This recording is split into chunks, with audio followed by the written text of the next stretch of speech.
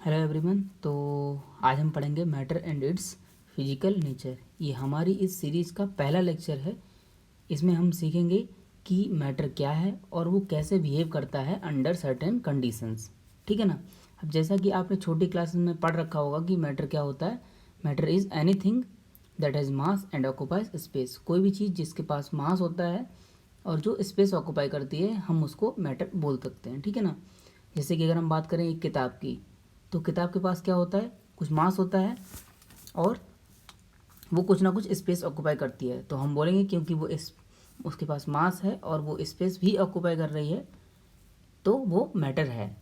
इसी तरह हम बोल सकते हैं कंप्यूटर भी एक मैटर है, या फिर जो खाना है वो भी मैटर है, डर्ट भी मैटर है। ठीक है ना। जितनी भी चीज़ें जिन्हें हम देख सकते हैं, छू सकते हैं, जिससे हमें पता चले कि भाई उसके पास मास है, हम बोल सकते हैं कि वो मैटर हैं। कभी कभी क्या होता है, कुछ चीज़ों को हमें ये आइडेंटिफाई करने में डिफ़िकल्टी होती है कि वो मैटर हैं या नहीं है। जैसे कि अगर हम एयर की बात करें तो उसको हम देख नहीं सकते, तो हम ये नहीं कह सकते हैं कि इसके पास मास है या नहीं है। लेकिन अगर हम थोड़ा सा पीछे क्लासेस में जाएंगे, तो हम अगर आपने छोटी क्लासेस में एक एक्सपेरिमेंट किया होगा जिसमें आपने देखा होगा कि आपने दो बलून लिए थे और एक बलून में एयर फिल की थी और दूसरे बलून को आपने क्या किया था, ऐसा ही रहने दिया था। ठीक है ना। फिर आपने क्या किया था, दोनों को एक बैलेंस पे रखा था। आपने दोनों को एक बैलेंस पे रखा था। एक तरफ आपका वो बलून था जिसमें आपने एयर फिल कर रखी है और एक तरफ वो बलून था जिसमें आपने एयर फिल नहीं की थी। थोड़ी देर बाद आपने देखा था कि ये वाला बलून नीचे चला जाता है, यानी कि जिसमें हमने एयर फिल कर रखी थी वो बलून हैवी हो गया है। तो हम ये बोल सकते हैं क्योंकि उसमें हमने एयर फिल कर रखी है इसलिए उसका मास ज़्यादा है, यानी कि जो एक्स्ट्रा मास आया है वो उसमें फिल्ड एयर की वजह से आया है। तो हम बोलेंगे कि एयर के पास मास होता है। तो अगर एयर के पास मास है, इसका मतलब वो मैटर है। ठीक है ना। इसी तरह हम बोल सकते हैं कुछ चीज़ें जिन्हें हम मैटर नहीं बोल सकते, जैसे कि थॉट्स हुए, आइडियाज़ हुए, इमोशंस हुए या फिर होप हुए। इन चीज़ों को हम मैटर नहीं बोल सकते हैं क्योंकि इनके पास मास नहीं होता है। ठीक है ना। अब हम एक एक्सरसाइज करेंगे सिंपल, जिसमें हम आइडेंटिफाई करेंगे कि कौन कौन सी चीज़ मैटर है और कौन कौन सी चीज़ मैटर नहीं है। जैसे कि हम बात करें, अगर हम बर्गर की बात करें तो बर्गर के पास क्या होता है, बर्गर के पास मास होता है, तो हम बोलेंगे कि बर्गर एक मैटर है। अगर हम लव की बात करें तो लव एक इमोशन है, इसके पास कोई मास नहीं होता है, तो हम बोलेंगे कि लव मैटर नहीं है। अगर हम ट्री की बात करें तो ट्री के पास मास भी होता है और वो स्पेस भी ऑक्यूपाई करता है, तो ट्री हमारा मैटर कहलाएगा। मून की बात करें तो मून के पास मास भी है और वो स्पेस भी ऑक्यूपाई करता है, तो वो मैटर है। आइडिया ऑफ न्यू इन्वेंशन, कोई भी इन्वेंशन, जैसे अगर हम बात करें फ़ैन, फ़ैन एक इन्वेंशन है, तो फ़ैन के पास मास भी है और वो स्पेस भी ऑक्यूपाई करता है। लेकिन फ़ैन को बनाने का आइडिया, ये अपने आप में एक इमोशन है या फिर बोले कि थॉट है जिसके पास कोई मास नहीं होता है, तो हम बोलेंगे कि ये मैटर नहीं है। किताब हमने जैसा कि डिस्कस कर चुके हैं कि वो मैटर है। हीट एक इमोशन है। लाइट, लाइट के पास मास नहीं होता है। ठीक है ना। तो हम लाइट को भी मैटर नहीं बोल सकते हैं। कार के बारे में बात करेंगे तो कार के पास मास होता है, तो हम उसको मैटर बोलेंगे। इसी तरह हम फ्राइड एग के बारे में भी बोल सकते हैं कि वो मैटर है। ठीक है। Molecular theory of matter, kinetic molecular theory of matter क्या है।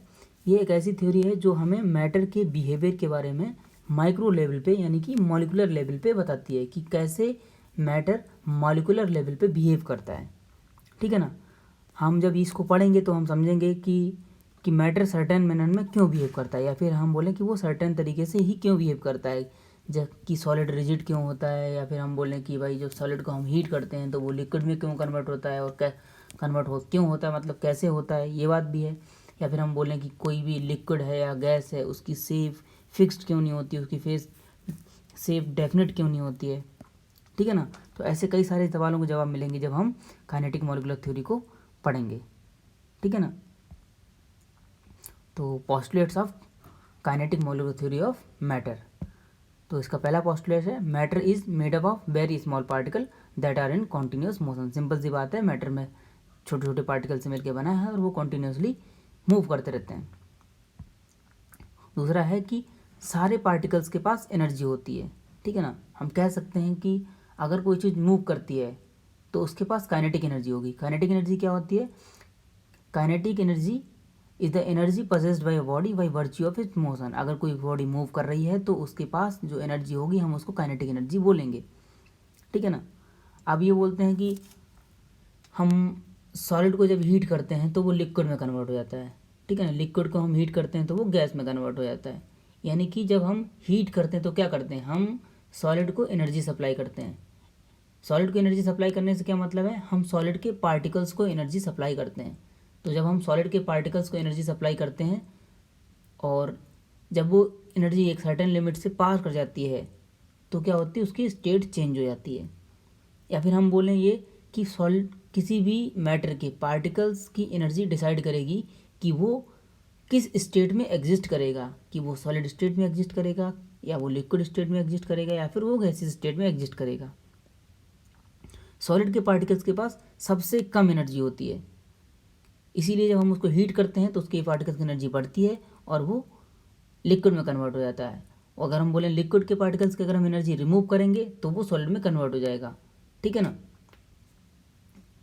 जबकि हम बात करें कि गैस, तो गैस के पार्टिकल्स के पास क्या होता है, एनर्जी सॉलिड और लिक्विड्स की कंपैरिजन में सबसे ज़्यादा होती है, ठीक है ना। हमारा नेक्स्ट पॉइंट है temperature of a substance is the measure of average kinetic energy of particle. हम बोलेंगे कि किसी भी बॉडी का टेम्परेचर अगर ज़्यादा है इसका मतलब उसके पार्टिकल्स की एवरेज काइनेटिक एनर्जी ज़्यादा है। या फिर बोलेंगे कि अगर उसके पार्टिकल्स की एवरेज काइनेटिक एनर्जी ज़्यादा है तो उसका टेम्परेचर ज़्यादा होगा। Okay, next point is a change in phase may occur when the energy of particles is change. अगर हम पार्टिकल्स की, किसी मैटर के पार्टिकल्स की एनर्जी को चेंज करेंगे तो उसकी स्टेट चेंज हो सकती है, ठीक है ना। ऐसी कोई गारंटी नहीं कि डेफिनेटली उसकी स्टेट चेंज होगी, बट उसकी स्टेट चेंज हो सकती है। Next is there are space between the particles of matter. The average amount of empty space between the particles gets progressively larger as the sample of matter move from solid to liquid and gas phase। कहने का मतलब यह है जो matter के particles हैं उनके बीच में स्पेस होता है और ये स्पेस प्रोग्रेसिवली बढ़ता है जैसे हम सॉलिड से लिक्विड और लिक्विड से गैस में मूव करते हैं। सॉलिड्स में पार्टिकल्स बहुत ही क्लोजली पैक्ड होते हैं तो उनके बीच में स्पेस बहुत कम होगा। लिक्विड के पार्टिकल्स थोड़े से दूर दूर होते हैं तो उनके बीच में स्पेस सॉलिड के कंपैरिजन में थोड़ा सा ज़्यादा होगा। गैस के पार्टिकल्स काफ़ी दूर होते हैं तो उनके बीच में स्पेस क्या होगा, बहुत ज़्यादा होगा। Done. Next is there are attractive forces between the atoms और मॉलिक्यूल्स ऑफ मैटर।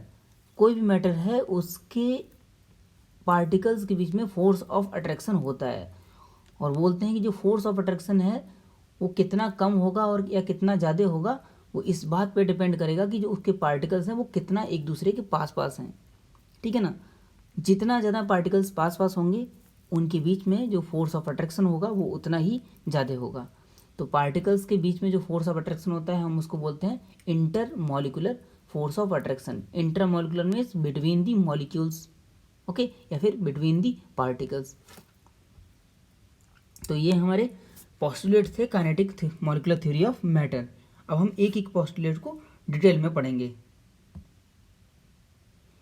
तो हमारा फर्स्ट पोस्टुलेट है matter is made up of very small particles that are in continuous motion, ठीक है ना। अगर हम सॉलिड की बात करें तो सॉलिड के पार्टिकल क्या होते हैं, वो अपनी पोजीशन पे वाइब्रेट करते हैं, जबकि लिक्विड और गैस के पार्टिकल क्या होते हैं, वो रैंडम फैशन में एक जगह से दूसरी जगह तक मूव कर सकते हैं। इसीलिए क्या होता है, सॉलिड्स रिजिड होते हैं, उनके पार्टिकल्स अपनी पोजीशन से मूव नहीं कर सकते हैं तो सॉलिड की शेप चेंज नहीं हो सकती है, इसलिए हम बोलेंगे कि सॉलिड रिजिड होते हैं। लिक्विड और गैस के पार्टिकल अपनी जगह से मूव कर सकते हैं, इसीलिए उनकी शेप चेंज हो सकती है। लिक्विड और जो गैसेस के पार्टिकल्स होते हैं वो रैंडम फैशन में मूव करते हैं। रैंडम फैशन में मूव करते क्या मतलब है कि वो कॉन्टीन्यूसली एक दूसरे से टकराते रहते हैं और जब जो एक दूसरे से पार्टिकल टकराते हैं तो क्या होता है, उनकी डायरेक्शन चेंज होगी। तो इस रैंडम फैशन के जो मूवमेंट को होते हैं इसको हम क्या बोलते हैं, ब्राउनियन मोशन। सबसे पहले रॉबर्ट ब्राउन के नाम के एक साइंटिस्ट थे, उन्होंने ऑब्जर्व किया था। उन्होंने क्या किया, एक बीकर में वाटर लिया और उसमें कुछ पॉलन ग्रेन्स को ऐड किया, ठीक है ना। फिर उन्होंने ऊपर एक माइक्रोस्कोप से पॉलन ग्रेन्स को ऑब्जर्व किया, तो उन्होंने पॉलन ग्रेन्स को देखा कि पॉलन ग्रेन रैंडम फैशन में मूव कर रहे हैं। उनका पाथ कुछ ऐसा रहा होगा कि पहले ऐसे जा रहे थे, फिर किसी से टकराए, फिर डायरेक्शन उनकी चेंज हो गई, फिर डायरेक्शन चेंज हुई, यानी कि कॉन्टीन्यूसली पॉलेंस की डायरेक्शन चेंज हो रही थी। उनका कोई फिक्स पाथ नहीं था जिस पाथ पे वो ट्रेवल कर रहे थे। तो ऐसे जिगजैग मोशन को, इसको हम क्या बोलते हैं, इसको हम बोलते हैं जिगजैग मोशन भी बोलते हैं। ऐसे जिगजैग मोशन को हम क्या बोलते हैं, ब्राउनियन मोशन, ठीक है ना। तो कोई भी मैटर हो उसके पार्टिकल्स मूव करते हैं। सॉलिड के पार्टिकल्स क्या होते हैं, वो अपनी पोजीशन पर वाइब्रेट करते हैं, जबकि गैस और लिक्विड के पार्टिकल्स जिगजैग फैशन में मूव करते हैं, जिसको हम ब्राउनियन मोशन बोलते हैं। ओके, नेक्स्ट पॉइंट हमारा है कि ऑल पार्टिकल्स हैव एनर्जी। सारे पार्टिकल्स के पास एनर्जी होती है और वो एनर्जी डिपेंड करती है कि उस सब्सटेंस का टेम्परेचर कितना है। अगर किसी चीज़ का टेम्परेचर कम है तो उसके पार्टिकल्स की एनर्जी कम होगी, अगर उसका टेम्परेचर ज़्यादा है तो उसके पार्टिकल्स की एनर्जी ज़्यादा होगी, ठीक है ना। अगर हम सॉलिड के पार्टिकल्स को हीट करते हैं तो हम क्या करते हैं, वही सेम चीज़ है कि उसके पार्टिकल्स की एनर्जी बढ़ाते हैं। तो जब उनके पार्टिकल्स के बीच में एनर्जी बढ़ती है तो वो फोर्स ऑफ अट्रैक्शन जो उनको वो एक जगह पकड़ के रखे थे वो उसको ओवरकम करते हैं, और क्या होता है, उनके बीच में स्पेस बढ़ता है और अब पार्टिकल फ्रीली एक दूसरी जगह पे मूव कर सकते हैं, तो वो लिक्विड में कन्वर्ट हो जाते हैं। हम उनको फर्दर एनर्जी प्रोवाइड करते हैं, उनके बीच में स्पेस और बढ़ता है और वो गैस में कन्वर्ट हो जाते हैं। डन। यानी कि पार्टिकल्स की एनर्जी डिसाइड करेगी कि कोई सब्सटेंस किस स्टेट में एग्जिस्ट करेगा। अगर से हमने दो सैंपल ले लिए हैं, हमारे पास एक बीकर है जिसमें वाटर है 50 डिग्री सेंटीग्रेड पे और दूसरा बीकर है जिसमें वाटर है 90 डिग्री सेंटीग्रेड पे। तो जिस बीकर में वाटर का टेम्परेचर कम है, यानी कि इस बीकर में वाटर के पार्टिकल्स का टेम्परेचर कम है, तो हम बोलेंगे कि उनकी एनर्जी भी कम होगी। या फिर हम ये कह सकते हैं कि इस वाले बीकर में जो पार्टिकल्स हैं वो उतनी हाई स्पीड से मूव नहीं कर रहे हैं जितनी स्पीड से इस बीकर के पार्टिकल्स मूव कर रहे हैं। डन। तो गैस के पार्टिकल्स के पास अगर हम यहाँ पे बात करें, यहाँ से यहाँ तक की बात करें, तो गैस के पार्टिकल्स के पास एनर्जी मैक्सिमम है, ठीक है ना। और सॉलिड के पार्टिकल्स पॉइंट हमारा क्या है, the temperature of a substance is the measure of average kinetic energy of particles. किसी भी सब्सटेंस के पार्टिकल्स की एवरेज काइनेटिक एनर्जी उसके टेम्परेचर पे डिपेंड करेगी, ठीक है ना। बट अभी हमारे जो इम्पोर्टेंट चीज़ है वो ये जानना है कि भाई ये एवरेज काइनेटिक एनर्जी नाम की चीज़ है, ये क्या होती है। अब आपने मैथमेटिक्स में एवरेज पढ़ रखा होगा, ठीक है ना। से हमारे पास एक सैंपल है जिसमें गैस के पार्टिकल्स हैं और उनके पास काइनेटिक एनर्जी कितनी है, एक के पास 2 यूनिट काइनेटिक एनर्जी है, एक के पास 4 यूनिट काइनेटिक एनर्जी है, एक के पास 5 यूनिट काइनेटिक एनर्जी है और एक के पास 3 यूनिट काइनेटिक एनर्जी है। तो इन सारे पार्टिकल्स की एवरेज काइनेटिक एनर्जी क्या होगी। एवरेज काइनेटिक एनर्जी को हम कैसे निकालेंगे कि हम सारे पार्टिकल्स की एनर्जी को ऐड कर देंगे divided by number of particles. तो हमारे यहाँ पर 4 पार्टिकल्स हैं और उनकी एनर्जी को हम सबको ऐड करेंगे 3 + 2 + 4 + 5, ठीक है ना, डिवाइडेड बाई 4। तो ये आ जाएगा हमारा 3.5, यानी कि जो हमारे पास एवरेज काइनेटिक एनर्जी है वो कितनी है 3. Temperature of substance higher will be the average kinetic energy of particle. इसका क्या मतलब है कि किसी भी सब्सटेंस का जितना ज़्यादा टेम्परेचर होगा उसका उतना ही ज़्यादा एवरेज काइनेटिक एनर्जी होगा, उसके पार्टिकल्स की एवरेज काइनेटिक एनर्जी उतनी ही ज़्यादा होगी। तो हमने क्या लिया है, हमने 4 बीकर लिए हैं, उनमें वाटर है और एक का टेम्परेचर है 90 डिग्री सेंटीग्रेड, एक का 70 डिग्री सेंटीग्रेड है, एक का 50 डिग्री सेंटीग्रेड है और लास्ट वाले का भी 50 डिग्री सेंटीग्रेड है। अब अगर हमसे कोई पूछे कि इनमें जो पार्टिकल्स हैं उनकी एवरेज काइनेटिक एनर्जी का ऑर्डर क्या होगा, तो हम बोलेंगे कि जिसका टेम्परेचर सबसे कम है उसका सबसे कम होगी, ठीक है ना, उसके पार्टिकल्स की एवरेज काइनेटिक एनर्जी सबसे कम होगी। तो सी सबसे कम होगा, लेकिन सी और डी का टेम्परेचर क्या है, सेम है, तो हम बोलेंगे जो सी है उसके पार्टिकल्स की एवरेज काइनेटिक एनर्जी डी के बराबर होगी और उसके बाद उससे ज़्यादा किसकी होगी, वी की होगी और सबसे ज़्यादा किसकी होगी, ए की होगी, ये किसका ऑर्डर है? एवरेज काइनेटिक एनर्जी का। इनकी जो इसमें पार्टिकल्स हैं उनकी एवरेज काइनेटिक एनर्जी का ऑर्डर क्या होगा? सी और डी का, क्योंकि टेम्परेचर सेम है तो उनके पार्टिकल्स की एवरेज काइनेटिक एनर्जी सेम होगी। अगला हमारे पास स्लाइड बोलती है का change in phase may occur when the energy of particle is changed. अब इसमें जो इम्पोर्टेंट बात एक बात बोल रहा है वो ये बोल रहा है कि में अकर। इसका मतलब क्या है कि जब अगर हम पार्टिकल की एनर्जी चेंज करेंगे तो उसमें स्टेट चेंज हो भी सकती है और नहीं भी हो सकती है। अब सिंपल सा कॉमन सेंस लगा के आप बोल सकते हो कि अगर हम आयरन की रॉड है, अगर से हम उसका टेम्परेचर बोल दें, उसका मेल्टिंग पॉइंट 700 डिग्री सेंटीग्रेड है और हमारे पास एक आयरन की रॉड है जिसका टेम्परेचर, ब्लॉक है जिसका टेम्परेचर कितना है 200 डिग्री सेंटीग्रेड है। हमने उसको हीट करके क्या किया 300 डिग्री सेंटीग्रेड किया, तो हमने क्या किया उसके पार्टिकल्स की एनर्जी को बढ़ाया, लेकिन अभी भी उसके पार्टिकल्स की एनर्जी इतनी नहीं हुई है कि वो इस ब्लॉक को लिक्विड स्टेट में कन्वर्ट कर सके। यानी कि जब तक इसका टेम्परेचर इसके मेल्टिंग पॉइंट तक नहीं होगा, इसके पार्टिकल्स के पास इतनी एनर्जी नहीं होगी कि ये लिक्विड स्टेट में कन्वर्ट कर सके, ठीक है ना, या फिर पार्टिकल्स फ्रीली मूव कर सकें। नेक्स्ट बोलता है ये there are spaces between particles of matter, the average amount of empty space between the molecules gets progressively larger as a sample of matter moves from solid to liquid and liquid to gas। हम बात कर चुके हैं कि solid के particle सबसे पास पास होते हैं, लिक्विड के पार्टिकल क्या होते हैं उससे दूर होते हैं, और गैस के पार्टिकल सबसे ज़्यादा दूर दूर होते हैं। गैस के पार्टिकल्स के बीच में स्पेस सबसे ज़्यादा होता है, उसके बीच में गैप सबसे ज़्यादा होता है, तो हम बोल सकते हैं उसके पार्टिकल ज़्यादा दूर दूर होते हैं, ठीक है। Next is there are attractive forces between the atoms or molecules and these become stronger as the particles move closer together। मतलब पार्टिकल्स जितना पास होंगे उनके बीच में जो फोर्स ऑफ अट्रैक्शन होगा वो उतना ही ज़्यादा होगा। सॉलिड में पार्टिकल बहुत पास पास होते हैं, लिक्विड में पार्टिकल थोड़ा दूर दूर होते हैं और गैस में पार्टिकल बहुत दूर दूर होते हैं। तो सॉलिड में क्या होगा पार्टिकल्स के बीच में फोर्स ऑफ अट्रैक्शन सबसे ज़्यादा होगा, लिक्विड में उससे कम होगा और गैस में सबसे कम होगा, ठीक है ना। तो इसको बोलते हैं intermolecular force of attraction. Next is particles of solid are very close to each other and therefore they have very high intermolecular force of attraction. This force is so high that particles of solid can not move from their place.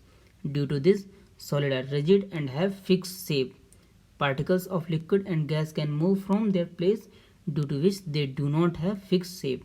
ये बात हम बोल चुके हैं कि solid के particle इतना पास पास होते हैं जिसकी वजह से उनके बीच में जो फोर्स ऑफ अट्रैक्शन होता है वो बहुत ही ज़्यादा होता है, जिसकी वजह से वो पार्टिकल अपनी जगह से मूव नहीं कर सकते हैं। As a result solid rigid होते हैं। गैस और लिक्विड के पार्टिकल्स के पास एनर्जी थोड़ी ज़्यादा होती है, इसलिए क्या है उनके बीच में सेपरेशन भी ज़्यादा होता है, जिसकी वजह से उनके बीच में फोर्स ऑफ अट्रैक्शन कम हो जाता है और लिक्विड के पार्टिकल्स फ्रीली मूव कर सकते हैं with in the volume of liquid. Done. इसीलिए लिक्विड की शेप फिक्स नहीं होती है, यानी डेफिनेट नहीं होती है। डन। तो हमने सॉलिड, लिक्विड और गैस के बिहेवियर को आसानी से समझा है kinetic molecular theory of matter की हेल्प से, ठीक है ना। अगला हमारा टॉपिक जो होगा वो होगा classification of matter on the basis of physical state, ठीक है ना। तब तक के लिए आप मस्त होकर पढ़ाई करिए और मज़े करिए।